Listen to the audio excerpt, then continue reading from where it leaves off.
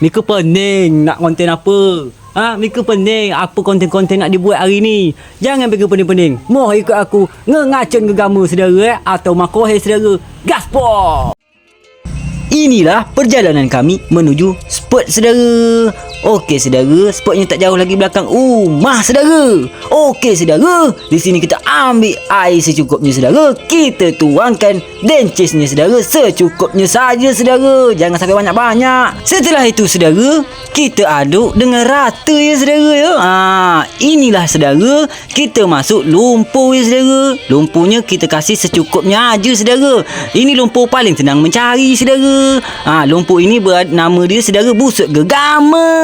Kita aduk dengan pelan-pelan saudara. Yang penting rata saudara. Inilah lubang pertama saudara. Lubang ini nampaknya cukup besar saudara, tapi entah ada tak tidak binatang yang di dalam tu saudara. Tapi tak apa, kita masukkan saja saudara. Ini lubang kedua saudara. Lubang ini wow, super babon saudara. Apakah ada ya saudara ya?